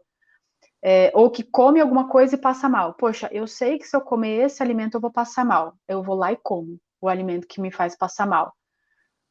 E às vezes é só por uma compulsão. Quando você vai ver, quando eu estou com essa dor física, perdão, quando eu estou com essa dor física, eu não olho para a origem emocional do que me faz fazer isso. E aí eu desvio a minha atenção. Então, isso daí também é uma das utilidades de uma dor, de uma doença. E o desdobramento disso vai longe, vai longe. Então, Tá, e pode ir até mais longe ainda. Tem um ganho secundário disso, né? Que você vai sim, despertar alguma coisa em outra pessoa, talvez, o até que para, entre aspas, chamar atenção. sim, então, na análise corporal, a gente não chama de ganho secundário, a gente chama de ganho indireto, porque esse ganho, ele não é secundário, ele é maior do que o ganho saudável. Então, eu escolho estar nessa situação porque o que eu ganho aqui e o que eu ganho aqui não é saudável, porque quando é indireto, não é um ganho saudável, porque o que eu ganho aqui é mais importante para mim do que seguir a minha vida, do que ter a saúde que eu digo que eu quero, do que buscar os meus objetivos, porque eu tenho uma dor, que muitas vezes é fruto de um trauma, de alguma coisa não é, trabalhada, que não foi elaborada, e eu fico presa nessa necessidade de compensação, e é uma compensação emocional imatura da minha criança, da minha fase infantil, que ficou lá atrás de traumas que podem estar relacionados, inclusive, com a dor dos traços, e eu, porque ficou numa região do meu cérebro que ainda não estava madura, eu carrego essa dor, eu carrego essa necessidade imatura infantil de de ter essa necessidade atendida, e aí eu fico, ao longo da minha vida, repetindo erros, repetindo problemas, me mantendo em problemas, porque quando eu estou aqui, eu mantenho pessoas por perto, quando eu estou nessa situação, eu mantenho a minha posição de força e de controle. Quando eu estou nessa situação, eu me mantenho na situação em que eu domino e não sou dominado. Ou quando eu estou aqui, eu não me responsabilizo porque é a outra pessoa que decide, não foi culpa minha, não é culpa minha. Então, Sim. E vai longe. isso fica muito claro depois que a gente faz a análise corporal. Eu, pelo menos, senti dessa forma, que para mim ficou assim escrachado. E vale lembrar que não é para a gente ter as informações e se colocar numa caixa. Ah, eu sou competitivo, então eu tenho que ficar batendo de frente com todo mundo. Não, como é Exato. que eu uso isso a meu favor? Eu sou Perfeito. competitiva, eu sei que eu consigo fazer as coisas, mas a minha competição é comigo mesmo, para eu me Perfeito. superar. Exato. E aí tipo, uma pessoa que tem uma rigidez muito alta e tá na dor do traço, ela tende a querer competir em tudo. Tudo, tudo assim, porque ela é uma necessidade. Ou ela pode simplesmente bater em retirada porque ela se sente que ela não tá. São muitas as possibilidades, mas quando você entende, fala assim, poxa, eu sou competitiva e eu vou sempre ser. Então, por que que eu não. Eu vou competir só naquilo que é realmente relevante para mim. Então, Sim, supondo que eu seja uma pessoa, um esportista. Bom, então eu vou botar minha energia aqui. Se eu sou uma artesã, eu vou colocar minha energia em ser muito boa aqui. E eu não vou querer ser ótima em tudo. Por quê? Porque você gasta energia. Então, você sabe aonde você aplica melhor essa energia. Aí você já sabe, eu vou me especializar nisso, eu vou botar mais energia nisso. E aqui eu vou simplesmente não querer ser a melhor de tudo. Ou eu tô num ambiente que eu preciso realmente me destacar, sim, eu vou me comparar, eu não vou me comparar, porque fulano entrega, eu vou entregar o meu melhor. Eu vou sempre falar, hoje eu faço isso, amanhã eu quero fazer melhor do que eu faço. Então você aplica de maneira mais saudável, consciente e produtiva a, os seus recursos, o seu potencial. Você direciona e você para de desperdiçar energia, de dispersar energia. Se você, exatamente. por exemplo, você falou, eu tenho masoquista baixo, meu masoquismo também é muito baixo, muito baixo. É, o E meu também. isso implica o quê? Que eu sou uma pessoa com menos consistência. Eu sou uma pessoa com uma menor capacidade de suportar situações difíceis e prolongadas. Então, Aham, é aquela pessoa que se apertar muito, espana, sabe? Então, aham. assim, eu não sou uma pessoa que vai insistir, insistir, porque uma pessoa com masoquista alto, ela vai aguentar muito tempo, e ela vai acumular, ela vai aguentar aquela situação calada, ela vai suportar. Eu não sou esse tipo de pessoa, você também não é esse tipo de pessoa. Entende? Sim. E a pessoa que sabe que tem masoquista alta, ela já entende, tem os ônus e os bônus.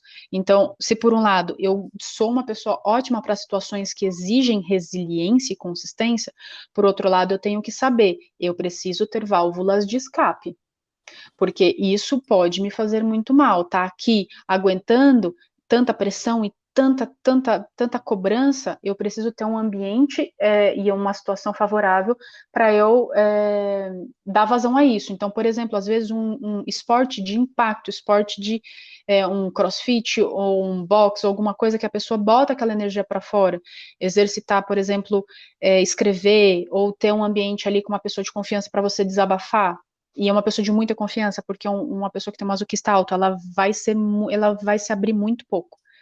Então, eu já sou uma pessoa E que são muito leais, é, né? são muito leais. A lealdade é uma coisa assim, do tipo, pega uma pessoa quadradinha, parrudinha, essa pessoa aí, se contou alguma coisa para ela dificilmente vai deixar aquilo escapar. Se contar para uma pessoa mais oral, é um pouco mais arriscado, entende? Então, você vai entendendo em você, vai pegando isso e você vai modelando os teus relacionamentos, não mudando a pessoa. Você, inclusive, entende que eu sou responsável por mim. Eu não tenho o direito de querer moldar e mudar e ensinar, doutrinar o meu marido, minha esposa, o meu pai, minha mãe, meus filhos. Assim, o filho a gente ainda tem o papel de educar, mas eu não quero moldar o meu colega Mas de trabalho até a página 2. até a página 2. Então, você tem ali um papel. E enquanto pai, você também sabe. Você identifica, nossa, o meu filho, aí faz análise corporal do filho, né? Depois dos 7 anos já dá para fazer. Aí você entende, poxa, então eu ficava insistindo para o menino fazer isso e, nossa, aí você vai corrigindo no o curso da coisa, você vai corrigindo. Poxa, eu errei até aqui.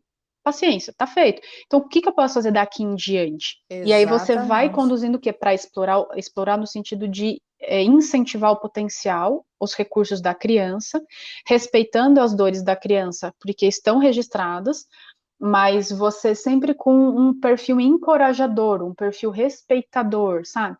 Então, o uso é simplesmente amplo, você usa nos seus relacionamentos, em casa, no trabalho, no seu grupo religioso, você usa dentro de você principalmente e primariamente, mas a aplicação disso E é quando a absurda, gente porque se é conhece, autoconhecimento. Letícia, quando a gente aprende a se conhecer, a gente tem um olhar mais leve para outra pessoa, porque a gente Exato. começa a observar o outro e a gente sabe que todas Compreensão. as é a compreensão, que todas as fragilidades, os nossos limites, as nossas deficiências e limitações, o outro pode ter, Sim. maior ou menor que a gente. Então a gente é mais, releva mais, é mais É, tolerante, vamos dizer mais assim. tolerante, a gente tende a ter mais empatia.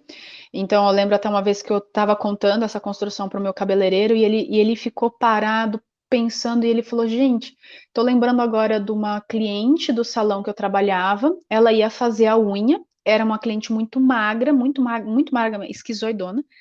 Tinha uma esquizoidia super alta e as meninas, as manicures, elas ficavam super incomodadas porque ela não gostava que pegassem na mão dela. Ela ia fazer a unha, mas não gostava que pegasse muito na mão dela. Não gostava de massagem, porque às vezes tem manicure que vai, pega na mão, faz uma massagem, alguma coisa. Ela não queria tanto conversar, ela entrava meio que muda, saía calada. E as manicures ficavam incomodadas, porque elas achavam que ela era snob, que ela era isso, que ela era fresca. E quando você entende, poxa, é uma dor da pessoa, você passa a respeitar Exatamente. parte, ou porque você também compartilha e você entende, eu tenho esse traço, entendo, ou porque, poxa, eu não tenho muito desse traço, então, em muitos aspectos, eu vou para o lado oposto, então eu entendo. Você consegue entender, seja pela semelhança quanto pela diferença. Sim, Então, e isso também você. não É, significa que a gente tem que ficar tomando chinelada dos outros, não, não é não, por não, não. aí, né? Ah, eu vou Não, entender, então ela pode fazer o que quiser de mim, né? Tá longe disso. tá longe disso. Então, é exatamente trazer a autorresponsabilidade, a maturidade para o olhar de como você vai interpretar isso, e como eu falei, também saber o quanto você tem de capacidade de intervir no ambiente, numa relação, o quanto que você tá ali, o quanto você contribui para aquele ambiente ser como é, e quanto você pode contribuir para ele ser diferente e melhor, e o quanto que você também sabe que naquele ambiente deu, entendeu? Fala, olha, realmente aqui não faz mais sentido para mim. E você se responsabiliza, você não fica esperando o problema resolver por você. Você não fica esperando uma doença ou alguém tomar uma decisão e e falar, olha, não venha mais ou saia daqui. Não, para mim não faz mais sentido. Avaliei, eu me responsabilizo por sair daqui e assumir o preço de estar saindo daqui e fazer Sim. outra coisa, buscar outra coisa.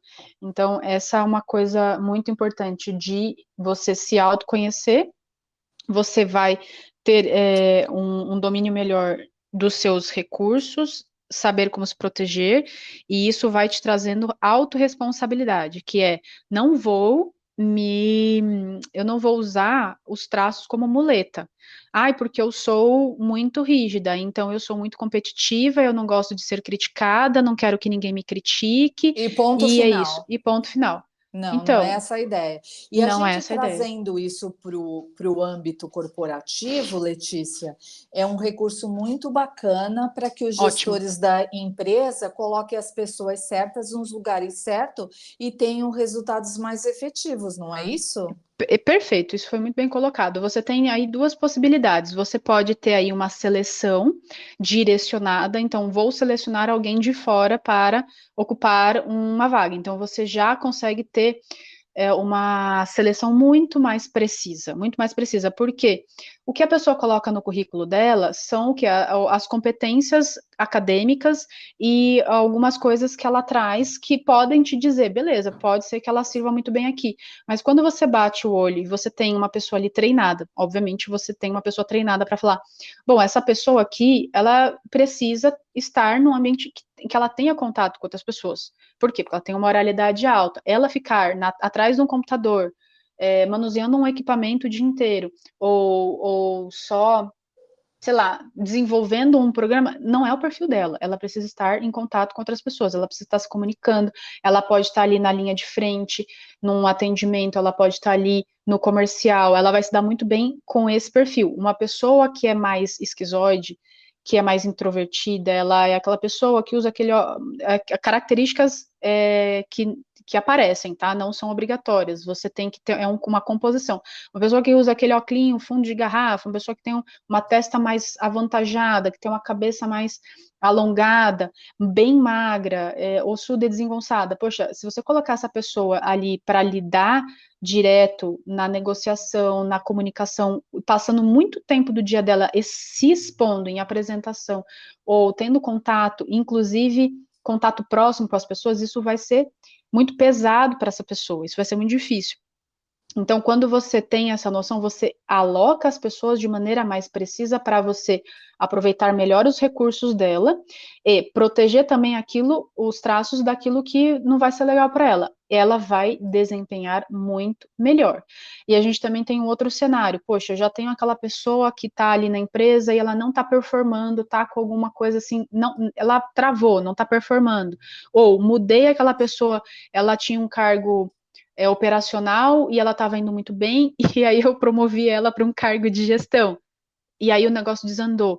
Então você também consegue realocar as pessoas dentro da sua organização para que não só as competências acadêmicas e competências de conhecimento, né, dela sejam utilizadas, mas que ela também use esses recursos. Comunicação, criatividade, persistência, consistência, negociação. Então, quando você entende a área que eu trabalho, o cargo que eu preciso ocupar, que eu preciso preencher, demanda essas características, você não vai simplesmente olhar para o currículo da pessoa, você vai olhar para o currículo, mas você também vai olhar para o formato do corpo dessa pessoa. E você vai fazer a alocação muito mais precisa.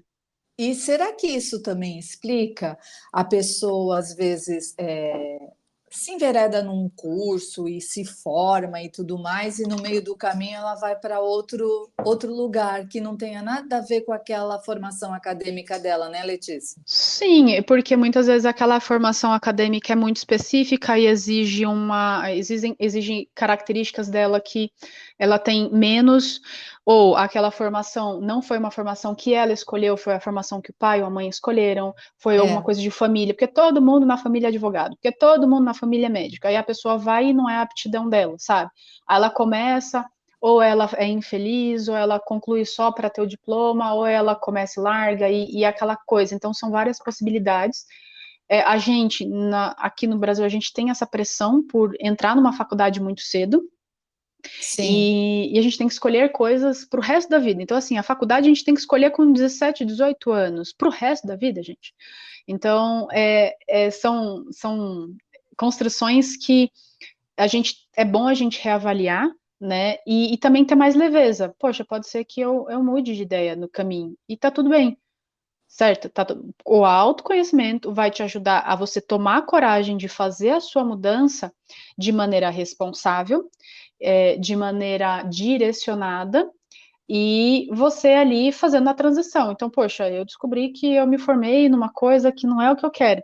Mas tá, eu preciso aqui me manter, pagar as minhas coisas, legal, vou fazer uma transição. Mas aí eu não vou simplesmente sair atirando para todo lado. Ah, porque eu gosto de muitas coisas. Tudo bem. Então vamos olhar para o que você sabe fazer melhor, para o que você vai desempenhar melhor. Vamos também olhar para aquilo que vai trazer mais o retorno que você quer. Ao invés, você tem que pensar na tua vida, na vida que você quer levar, a forma como você quer viver. E aí você encaixa a sua profissão nisso. Ao invés de, tá, quero ser este profissional, e aí todo o resto eu vou modelar em cima da escolha que eu fiz. Uma coisa que a gente também trabalha na análise corporal é separar as coisas. Então, como é a vida que você quer levar? Qual é o estilo de vida que você quer levar? Aí você entende, olha, esse estilo de vida, eu preciso estar nesses ambientes, eu preciso ter essas habilidades, eu posso ter essas profissões, e eu preciso desenvolver isso. E aí você já afunila, porque ao invés de você ter toda a lista lá dos cursos do vestibular, ou dos cursos técnicos, ou das possibilidades das novas profissões que estão surgindo, que é assim, uma infinidade de opções, eu já vou limitando. Pelo quê? Pelos meus desejos, pelo que eu realmente quero para minha vida, e aí eu vou afunilando, tipo, o que que eu faço de melhor, o que que eu tenho mais aptidão, mais habilidade. A vida fica muito mais fácil, as escolhas ficam muito mais fáceis. com certeza. E às vezes no meio do caminho, você aprendendo a se autoconhecer, que foi mais ou menos o que aconteceu comigo. Você se direciona, a coisa flui, né? Porque o Uhum, normal é a coisa fluir, né? Quando não está exato. fluindo, está tendo muita resistência, é Uhum, porque tem alguma coisa errada. E exato. aí a Tem gente que tem olhar. que investigar, entendeu? E tudo Exatamente. isso dá muito trabalho, né, Letícia? Dá muito trabalho. Exatamente. E vale também a gente falar que depois da análise corporal, a gente recebe uma informação de como a gente funciona. Só que da forma que a gente funciona, também está relacionada de como a gente foi criado, os ambientes que a gente viveu, que vai intensificar ou amenizar aquela forma da gente Perfeito. parecer. Entendeu? Isso. E isso vai ter que ser trabalhado. Nem todo Perfeito. mundo acaba de sair de uma análise corporal e consegue fazer isso sozinho, né? Exato. Caminhar sozinho. Às vezes a gente vai precisar de um suporte. Como Uhum. funciona isso? Como é que é esse alinhamento? É tipo uma psicanálise de que forma você, dentro da análise corporal, faz esse alinhamento com o teu paciente? Sim, o ideal realmente é a gente trabalhar num processo, tá? A proposta da análise corporal, ela é diferente de uma terapia com o terapeuta, porque a terapia com o terapeuta, ela no geral, ela não tem um prazo, ela não tem uma data para acabar. Você vai construindo e o terapeuta vai ali conduzindo. Tem uma abordagem e tem o seu valor, então uma coisa não exclui a outra. A proposta da análise corporal é ter um caminho muito mais direcionado, tá? É uma proposta mais assertiva no sentido de eu vou falar, você funciona assim, o seu padrão é esse, não é uma caixinha, é onde você tem mais potencial, onde você pode investir mais energia, onde não vale tanto a pena você investir, mas pode ser que você precise, eventualmente, por um contexto. E aí eu vou falar, você protege seus traços assim, você fortalece os seus traços assim. Então eu vou dar direcionamentos.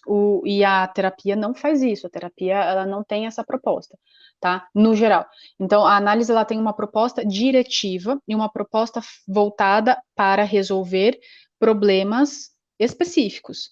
Então, numa análise corporal, eu vou falar, os seus recursos são esses, o seu mapa, é como se eu estivesse falando, o seu manual de funcionamento é esse, tá? E aí a pessoa, olha, eu tenho um problema no meu relacionamento, estou com dificuldades no meu casamento, ou então eu quero fazer uma transição de carreira, quero perder peso. São 1000 possibilidades que essa pessoa, e ela fala, eu quero resolver este problema.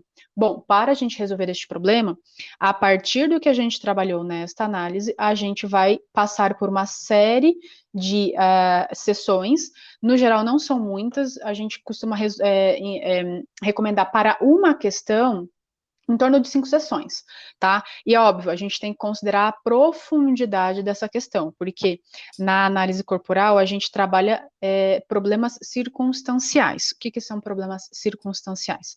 Olha, eu preciso perder peso, ou eu preciso, sei lá, ganhar peso. Eu tô com um problema no meu relacionamento porque a gente tá brigando muito, ou então eu tô com dificuldade com o meu filho. São problemas circunstanciais. Quero fazer uma transição de carreira. Ou seja, eu vou olhar para os seus traços, a gente vai botar a ordem, entre aspas, na casa, eu vou te dar a direção, você vai. Eu sou a pessoa que vai te orientar, mas o trabalho é você que tem que encarar, você que vai ter a vivência, vai ver os efeitos, vai ter coisa boa, mas vai ter coisa difícil que você vai ter que enfrentar diante da sua mudança de postura, das ações que você vai fazer e tudo mais. Agora, o que a análise corporal não trabalha? A análise corporal não trabalha com questões existenciais. E aí a gente já está falando aí de vícios consolidados, a gente já está falando de doenças como câncer, a gente já está falando de depressão, a gente já está falando de distúrbios mesmo que já são diagnosticados. Essas questões, a análise corporal, ela pode ajudar, ela traz um alívio, ela pode trazer ali, ela pode ser a porta de entrada para a pessoa seguir no caminho de olhar para aquela questão existencial que está levando para essa situação, certo? Mas aí o caminho, ele é mais profundo, exige outras ferramentas. Então, na análise corporal, uma questão circunstancial, com em torno de 5 sessões, às vezes mais, às vezes menos, a gente consegue trabalhar muito bem essa questão circunstancial que a pessoa trouxe. Então, por quê? A gente vai trabalhando de passinho em passinho, a gente traça uma estratégia e a gente fala: olha, você está aqui, você quer chegar aqui, para isso você precisa olhar para tais relações, para tais ambientes. Vamos fazer tais ações. E aí a pessoa sai de cada sessão com uma tarefa de casa mesmo. Ela sai com tarefa de casa. E aí ela tem que botar isso em ação, ela tem que se comprometer com ela mesma, tá? Porque não sou eu que busco o resultado dela, eu estou ali dando a direção e as ferramentas. Ela tem que estar comprometida com os resultados, ela tem que estar ciente, e isso a gente conversa, que dificuldades vão surgir, obstáculos mil vão surgir. Então a pessoa, vou começar a fazer um acompanhamento com você. Gente, o que surge de problema é muito comum. Nossa, aconteceu tal coisa. Nossa, estou passando mal hoje. A pessoa, eu vou confirmar com a pessoa assim, nossa, estou passando mal. Então, isso já é de se esperar. Porque a Entendi. pessoa começa a mexer ali No quartinho da bagunça? no quartinho da bagunça, começa a bater as reações fisiológicas mesmo, começa a passar mal. Ou, às vezes, não é nem ela que passou mal. Às vezes, nossa, deu um problemão, fulano aqui em casa ficou doente. Bati o carro e aí agora aconteceu tal coisa e eu tô envolvida com outra coisa. Então, é muito comum e a gente sabe que é muito comum que isso aconteça, então a pessoa também tem que estar ciente de que vai ter que persistir. Porque pode ser muito tranquilo, então tem acompanhamentos que, cara, a pessoa, ela é bem resolvida e ela tá com uma dificuldade. Pá, vai lá e resolveu, tá tudo pronto.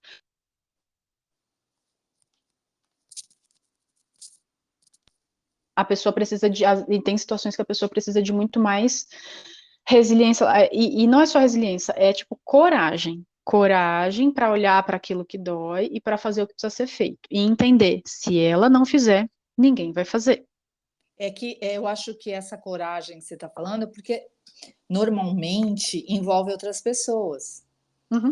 E você vai ter que abrir mão de algumas coisas, vai ter que agir diferente com algumas pessoas, isso vai te Sim, trazer vai. um feedback do outro que você não vai gostar ou que você não está preparado, e é um Exato. processo, né?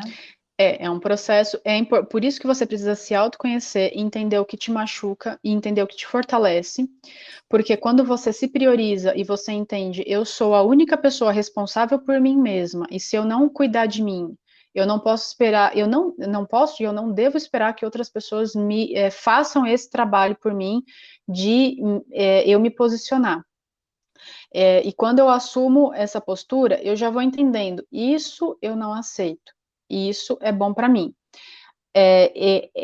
Essa relação do jeito que tá, não tá legal, mas eu tenho que ser madura e respeitosa, então eu vou mudar a minha forma de lidar nessa relação, eu vou me comunicar, eu vou conversar com essa pessoa, vou entender quais são as intenções dela na relação. Às vezes é uma pessoa que não é conversável, então existem relações que, tipo, a pessoa é completamente fechada, você vai respeitar. Existe situação que você tem uma expectativa em relação a outra pessoa, não posso fazer tal coisa ou falar tal coisa porque eu vou magoar a pessoa. E quando você vai conversar com ela, você descobre que, tipo, você esse tempo todo estava se é, privando de fazer algo, achando que ia frustrar, magoar ou decepcionar a outra pessoa, e a outra pessoa fala assim, não, mas sério, não, não, imagina, pode ir, vai. Então, é mais, né, no sentido de você se posicionar, você também assumir postura de buscar comunicação clara, aberta com as pessoas de qual é a sua intenção. Óbvio, saber em cada ambiente você vai se posicionar de uma forma com uma finalidade. Então, nesse ambiente eu sou uma Letícia nesse ambiente, eu mostro mais essas características nesse ambiente, porque aqui é um ambiente corporativo, tal, tal, tal. Em casa, eu sou outra Letícia, porque com meu marido, eu mostro outras características, eu uso mais outras características, outros recursos. Com os meus filhos, eu vou ser a Letícia mãe, então, e cada filho vai ser uma coisa. Eu vou olhar um filho e eu não vou tratar os meus filhos igual. Eu vou olhar, esse precisa ser tratado dessa forma e esse precisa ser tratado dessa forma. Então, eu também vou desenvolvendo essa maturidade de entender que em determinados ambientes eu preciso assumir determinadas posturas. Então, essa condução, ela é muito importante, vai partir o quê? Do autoconhecimento. A partir do seu autoconhecimento, você aprende a se posicionar e respeitar as escolhas dos outros. Então, uma coisa que a gente sempre. Uma pergunta que surge quando a pessoa fala, eu travo, não consegui fazer, não tenho consistência, eu quero muito isso, mas a coisa não desenrola. Eu sempre pergunto, o que vai piorar na sua vida quando você conseguir isso que você está dizendo que você quer? Essa pergunta é Certo? difícil, né, Letícia? Essa pergunta é uma pergunta que a pessoa ela pode se esquivar ou a pessoa ela pode ser sincera. E podem surgir muitas respostas, mas Podem. dificilmente vai ser nada, dificilmente vai ser nada. Porque, gente, vida adulta, vamos combinar, cada escolha é uma renúncia. Então, se eu estou escolhendo ir pelo caminho A, eu tenho que saber que ao ir pelo caminho A, coisas vão ficar para trás. Eu não posso ter todas as possibilidades e todos os benefícios. Então, se eu estou indo pelo caminho A, eu abro mão do que eu teria indo pelo caminho B. Ponto. Então, cada escolha é uma renúncia. Então, quando você fala, quero algo, e você consegue esse algo, algo na tua vida muda. E aí você tem que estar preparado para saber se você está disposto ou não. E aí, se você entende, eu não quero abrir mão disso. Quando você entende por que que você não quer abrir mão disso, e se é algo disfuncional que não é saudável, você vai ter a clareza de falar assim, tá, mas então ficar aqui e escolher essa outra coisa não é saudável. Com essa consciência você consegue trabalhar e falar assim, então eu abro mão disso que não é saudável, que não é bom para mim, e agora eu abro o caminho para conseguir o objetivo que eu digo que eu quero, e aí ele realmente ser algo que eu quero mais do que aquilo que eu estava escolhendo. Então aí você começa a abrir o seu caminho para você se capacitar quando uma dificuldade que você tem a capacidade, ou para você desenvolver a disposição. Ah, eu quero ir na academia, não consigo. De repente você não está tendo disposição porque você está ganhando alguma coisa continuando aqui sem fazer exercício. Abriu mão do ganho indireto de não fazer o exercício do jeito que você quer, a disposição começa a vir mais naturalmente. E aí você consegue acordar mais cedo, você consegue cuidar da sua alimentação, você consegue fazer uns exercícios que você nem gosta tanto, ou você fala assim, poxa, eu gosto mais de nadar do que de fazer musculação. Vai nadar, entende? Aham. Então você vai fazendo escolhas mais conscientes. E isso vai muito de encontro com as pessoas que não têm persistências para chegar aonde elas querem. Eu aprendi na análise corporal o seguinte: eu tenho um objetivo, eu tenho que criar metas para chegar no meu objetivo. Como eu sou muito rígida, eu tenho uma competitividade, uma energia muito forte para fazer várias coisas, E uma mas eu tenho exigência muito alta. uma exigência muito alta, nem se fala. Mas tem uma oralidade alta também, que fica ali brigando com essa rígida. Então, o que, que eu estou fazendo? A cada pequena, a cada pequena ganho que eu tenho, a cada pequena conquista, por menor que ela seja, eu me compenso de alguma forma, que é uma Perfeito. maneira que eu consegui eu me compenso para conseguir mudar de nível. Perfeito. Você se prepara para o Assim, próximo nível. eu me preparo para o próximo nível, porque se eu deixar da minha origem para o meu objetivo esse gap aqui, eu vou desistir. Porque eu nunca vou ser compensada, porque vai Exato. demorar para chegar lá. Exato. É Você um tem que colocar processo. pequenos, uma escadinha, né? Você tem um objetivo maior, você vai subir numa escadinha. Exatamente. Subir um degrau, se parabenize, se compense, se motive, porque a E gente por também menor que cresce, seja, porque por às vezes a menor que gente seja. acha que tem que ser uma coisa grande para a gente se A compensar. caminhada tem que ser legal, ela tem que ser prazerosa também. A gente vem muito de uma cultura que é, como é que eu posso explicar? Uma cultura de ah, não tem que se parabenizar, você não tem, ou nunca tá bom o suficiente, ou não fez mais que obrigação, ou, nossa, mas você é muito, sei lá, você está se comemorando o quê?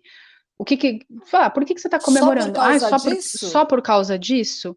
Ai, Aham. nossa, você podia estar gastando esse dinheiro com outra coisa, você poderia estar poupando esse dinheiro. Poxa, mas às vezes eu conquistei alguma coisa, é mérito meu, eu mereço, e eu quero, porque eu entendi que eu posso querer fazer uma viagem, fazer um passeio, ir num restaurante bacana, eu me recompenso. E esse dinheiro que eu estou deixando, entre aspas, de poupar, pensando em uma educação muito poupadora, esse dinheiro que eu estou deixando de poupar, ele, na verdade, ele vai servir de gasolina. Porque aí eu falo assim, Sim, a próxima comemoração vai ser no restaurante melhor. Por quê? Porque eu vou conquistar mais, porque eu vou ter resultados melhores. E eu tenho é, que uma visão que abre para o quê? Para a abundância, ao invés de ser uma visão de escassez. exatamente. E quando a gente tem essa consciência, isso fica um pouco mais leve. Não é que fica Sim, fácil, não é que. não. Não, é difícil, é um processo, é um A caminho. vida é a vida. Exatamente. A gente tem que olhar muito para dentro, tem que ficar se policiando, se observando e validando tudo que a gente sente, por mais pequeno que isso pareça, por mais bobagem que isso pareça. A gente tem que entender que a gente precisa nomear aquele sentimento, aquela emoção que a Perfeito. gente teve, ressignificar aquilo, senão fica muito ruim, né, Letícia? A gente fica acumulando um monte de lixo dentro da gente. E A aí, ge- é, mudando de fase, a gente pode falar biologicamente, a doença é um alerta do corpo. perfeito. E os sintomas da doença geralmente são de cunhos emocionais, Uhum. de coisas que É, a gente não olhou para a gente, não é, Lê? o sintoma, mas também a origem. Então, É a origem, certo? existe uma linha, e inclusive eu sou dessa linha, de que todas as doenças, elas têm uma origem em questões emocionais não resolvidas. Todas. Ou seja, toda doença é psicossomática de alguma forma. Aí você fala, ah, mas é genético, ah, porque nasceu com isso, enfim, aí é uma conversa muito mais profunda, para um Sim, ambiente mais controlado, enfim. Mas se a gente for pensar assim, ah, putz, peguei uma doença assim, tal, ou desenvolvi, a pessoa que tem diabetes e aí ela perde um membro lá porque corta, porque, sabe, acho que é o pé sim, diabético. Vamos usar o exemplo do pé e aí a pessoa passa por uma amputação e a pessoa é diabética e ela não consegue não controlar, ela não consegue não parar de comer o doce, certo? certo. Todo excesso revela uma falta. Então, se a pessoa ela não consegue controlar a, a, a compulsão dela por um alimento, principalmente aquele que ela menos pode, revela uma falta. A falta de algo na infância que ela não resolveu. Então, ela busca o quê? Através do doce, comendo, ela busca preencher pela boca a algo que faltou lá na infância, principalmente na fase da amamentação, na fase do trás da oralidade. Então, você vai observar aqui que pessoas que lidam muito com problemas de compulsão alimentar, elas vão ter ali que olhar muito para esse trás da oralidade, para esse momento da fase da infância em que a necessidade dela, ela interpretou que não foi atendida. Seja porque a amamentação como é que posso dizer? A amamentação não gerou um vínculo ali entre a mãe e o bebê, ou era uma mãe muito ausente, uma mãe que não estava presente emocionalmente para aquele momento, era uma mamadeira que era encostada no berço, ou uma mãe que dava em excesso o que a criança não precisava. Então a criança está ali, ela está com uma coceirinha e ela está chorando, e aí a mãe não sabe o que que é, e a mãe tenta brincar, e a mãe faz massagem, a mãe faz, e não resolve o probleminha dela. E isso acontece de maneira excessiva, aí você vai, frequente, aí você vai entender. Tem uma questão na fase oral que essa pessoa do traço da oralidade que ela tem que olhar e que hoje ela tenta preencher esse vazio que formou no meio do peito dela, que é uma sensação angustiante, ela tenta preencher com comida, principalmente Sim. normalmente com doce. E ela tem, só que esse vazio não se preenche dessa forma, esse vazio se preenche com outros recursos emocionais, né, de autocuidado, de respeito, de se respeitar e de fazer coisas que você gosta, enfim, ela se preenche emocionalmente, só que aí a pessoa, ela vai na compulsão. Só um exemplo de como um problema que a pessoa teve, que amputou ali um membro por conta de uma doença Tem desenvolvida a muito, muita partir. coisa, né? Tem muito, é um Muita coisa. emaranhado. Tem um Exato, médico que eu sigo nas redes sociais e que ele fala que a genética é uma arma que a gente tem dentro da gente, exato. mas e que está com o gatilho preparado. Sim, Mas quem vai apertar o gatilho é a gente com os nossos hábitos, com os exato. nossos relacionamentos e assim sucessivamente, com todo o nosso ambiente interno e externo, né? E é verdade, porque você Sim, pode ter aquele gatilho e nunca desenvolver aquela doença. exato. E você pode, falando aqui agora de questões genéticas, mutações e tudo mais, você pode não ter uma mutação que te predispõe a uma doença, mas mesmo assim você desenvolver essa doença, Sim. por conta Então, de hábitos e posturas ao longo da sua vida. e agora nós vamos para o objetivo do podcast, né? Nós somos indivíduos únicos e Perfeito, integrais. A gente tem que se cuidar da cabeça aos pés, né, Letícia? perfeito. Exatamente. Da cabeça aos pés, dentro e fora. E agora estamos chegando ao final do nosso pod. Eu queria que você deixasse uma mensagem para as pessoas. O que é que uma dica de bem-estar. Existem muitas frases, e assim, eu gosto de muitas frases, mas eu pensei aqui em deixar realmente uma reflexão, porque muitas vezes a gente se depara nessa situação, por que que tal coisa não desenrola? Por que que eu não consigo tal coisa? Por que que tal coisa se repete na minha vida? Eu chego aqui para. Então, eu acho que eu vou deixar aqui uma reflexão que eu já até mencionei agora há pouco, que pode ajudar a pessoa, e eu deixo aqui para ela não subestimar, tá? Nunca subestime isso, porque às vezes você conversa assim com a pessoa e a pessoa fala assim, não, isso é bobeira. Não subestime. tá? Então, quando você está com dificuldade para conseguir um objetivo, para atingir, porque você está procrastinando, porque você não está encontrando os recursos, porque você está, enfim, qualquer dificuldade que seja, para alguma coisa que você quer muito, ou diz que quer, se pergunte o que piora na minha vida se isso que eu estou dizendo que eu quero acontecer. E aí, faça aí um brainstorming, pega um papel, começa a anotar e começa a refletir sobre isso. Então, eu vou deixar essa reflexão, porque essa reflexão já pode ajudar muito você a descobrir que, olha, eu não consigo isso que eu quero, porque se eu conseguir, eu tenho algo que eu tenho muito medo. E aí, aí eu tenho muito medo disso. Então, você já sabe, bom, então eu tenho que olhar para isso. Eu tenho que olhar para isso, porque, vamos dizer, eu não decolo na minha carreira, ou então eu trabalho muito, muito e eu não estou ganhando muito dinheiro. O problema talvez seja que você não pode ganhar dinheiro. E aí você fala assim, nossa, mas o que dinheiro é bom, sim, mas o problema não é o dinheiro. O problema é o que acontece quando você ganha o dinheiro. Então, usando esse exemplo, o que acontece quando você ganha dinheiro? Esse dinheiro, você tem liberdade para gastar?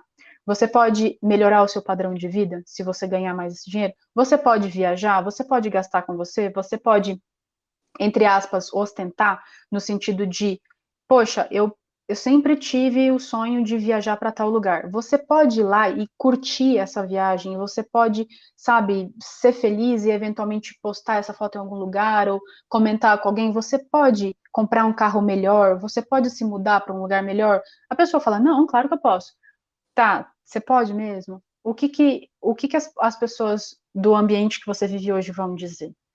Como é que vivem os seus pais? Como que vivem as pessoas da sua família e os seus amigos? O que que eles vão achar disso? Sabe? Aí quando você percebe que é a mudança que acontece na sua vida quando você tiver esse dinheiro, que é o problema. Aí você entende, talvez eu não possa. Tá, e aí você quer o que você disse que você quer ou você quer continuar aí? Não, eu quero, então aí a gente trabalha onde? Na pessoa poder se libertar desse dessa prisão que ela está hoje, que é um processo que dói, mas que no final ela vai usufruir do benefício, que é ela poder ter a vida que ela realmente quer. Então eu deixo essa reflexão: o que piora na sua vida se você conseguir aquilo que você diz que você quer? Que são os cárceres da mente que às vezes a gente não tem consciência, né, Letícia? Exato. A maioria é inconsciente até que você torne consciente, e aí então você consegue trabalhar esse desvincular. Entendi. Nossa, foi muito legal o nosso papo. Você gostou da nossa conversa, Adorei, Letícia? adorei. Foi muito gostoso, foi muito boa a nossa conversa. Eu, eu fico muito Adoro sobre esse feliz. assunto. E eu fico muito feliz de passar um pouquinho desse conhecimento para as pessoas, porque foi algo que me ajudou de verdade e eu acredito que a partir daqui vai ajudar mais pessoas ainda. E, e eu queria que você deixasse suas redes sociais, se as pessoas tivessem dúvida, te mandar direct, te fazer perguntas e que você é, respondesse, né? A curiosidade Sim, delas. claro. No meu perfil, eu tenho um perfil do Instagram, lá já tem bastante conteúdo que pode já trazer bastante informação e noção para quem às vezes tem uma questão que esse conteúdo está abordando. O meu perfil é @Letícia Abigail Mendes, tá? Então é Letícia Abigail com um A só, tá? Letícia Abigail. Eu tenho lá no meu Instagram, tenho o contato direto do meu WhatsApp.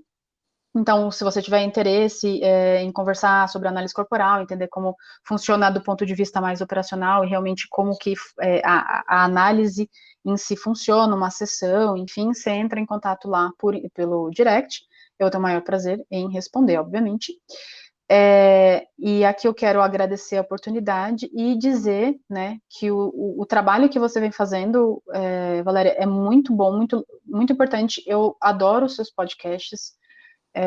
Eu ouço todos e é incrível como cada um abre um pouquinho né? Expande um pouquinho a nossa visão. É um conhecimento sempre que agrega muito, porque ele traz uma visão bem integrativa, bem holística mesmo, do que é a nossa vida, em relação mente-corpo. Então, esse é um assunto que eu não só me interessa, mas eu acho realmente é muito valioso. Então, também quero agradecer aqui esse trabalho que você está fazendo.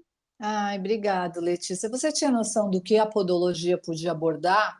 Ou você Hum, também tinha aquela noção fechada que as pessoas têm, que a podologia não é da área da saúde, que só cuida de unha encravada e calo?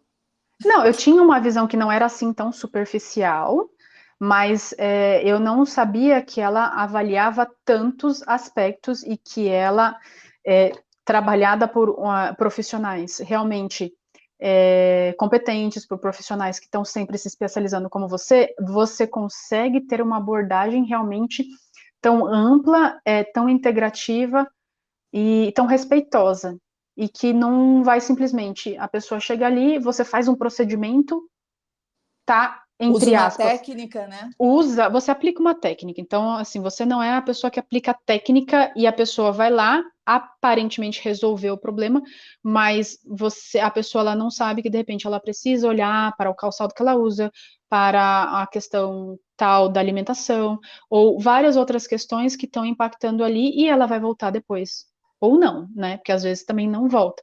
E eu vou deixar uma provocação aqui, que nós já temos estudos que uma unha encravada com recorrência, ela tem cunho emocional também, Sim, se a gente for realmente avaliar e pegar, olhar tá? para essa pessoinha, olhar o formato do corpo dela, a gente até entende o porquê que aquilo se repete na vida dela. A Com gente faz uma certeza. investigaçãozinha, a gente entende. É claro que E existe todo um contexto, né? sim, Existe uma postura, uma biomecânica, tudo mais, mas ainda assim, com todos os recursos, às vezes aquilo reincide. exatamente. Então, Então é muito vamos importante ter deixar essa essa visão. provocação de Vamos. cuidar da cabeça também, né? Exato. Mente e corpo, a gente tem que cuidar dos dois. Que a gente precisa dos dois até o último dia de vida nosso, a gente precisa dos dois. E no fim das contas é a gente com a gente mesmo, né, Letícia? Então a gente Exato. tem que olhar para a gente, não tem jeito. Por mais que a gente ame todos que estão à nossa volta, e a gente ama muita gente, a Exato. gente tem que olhar para a gente. Sim, e a gente oferece o nosso melhor quando a gente dá pra gente o nosso melhor, o que a gente precisa, o que a gente merece. É. E como É a gente isso, demora para descobrir isso. Mas demora. ainda está em tempo. Estamos vivos aqui, né? Todo mundo sempre tá em tempo, sempre tá em tempo e sempre tá em tempo de fazer, operar mudanças necessárias para você melhorar e muito a sua vida. Então, aqui eu deixo o convite para quem quiser saber mais sobre análise corporal, conhecer o meu canal no Instagram. Estou ali aberta a tirar dúvidas, para marcar também a sua sessão, continuar aí o seu processo. Então, o que eu digo, autoconhecimento não é um caminho sem volta, para começar um caminho sem volta, mas é um caminho que vale a pena ser vivido e que só tem a ganhar. Então, você fortalece, mas só tem a ganhar. Então, não corra do autoconhecimento e não evite o autoconhecimento, busque o autoconhecimento. Letícia, muito, muito obrigado, viu? Foi um prazer conversar com você. Ah, eu que agradeço, também foi um prazerzão estar aqui. E é isso aí. Obrigada. Um beijo. Um beijo. Tchau, tchau. Tchau, tchau.